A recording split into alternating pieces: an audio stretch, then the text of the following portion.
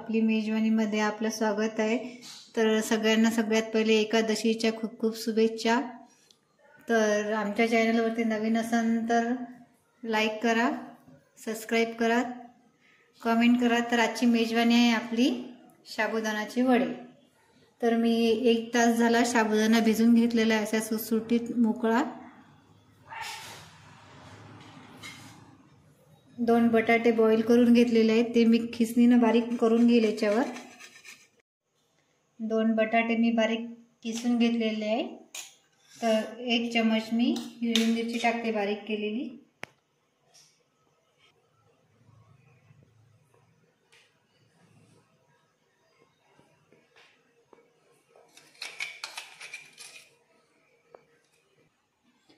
चवीनुसार मीठ टाकते 1 चमच, किंवा तुमच्याकडे असलेलं सेंधा मीठ पण टाकू शकता। पाऊण चमच मी काश्मीरी लाल तिखट टाकते, याने छान कलर येईल। 1 वाटी मी शेंगदाण्याचा कूट घेतलेला आहे बारीक करून, ते याच्यामध्ये ॲड करून घेते। याला मी छान मिक्स करून घेते हाताने। हे बघा, हे अशा प्रकारे छान मिक्स झालेलं आहे।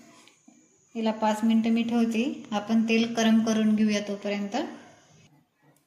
मी 1 पात्र तेल टाकते, आपले वडे तळले पाहिजे एवढं।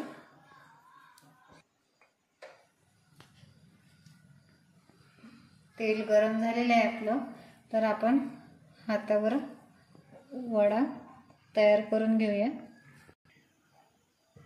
पातळ करायचा, म्हणजे छान खुसखुशीत होईल, चवीला छान लागेल।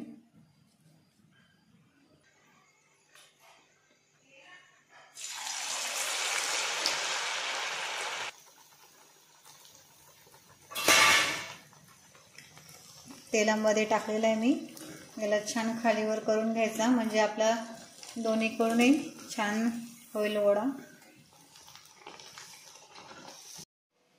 तर हे बघा मैत्रिणींनो, आपली रेसिपी तयार झालेली आहे। छान कुरकुरीत साबुदाण्याचे वडे तयार झालेले आहे।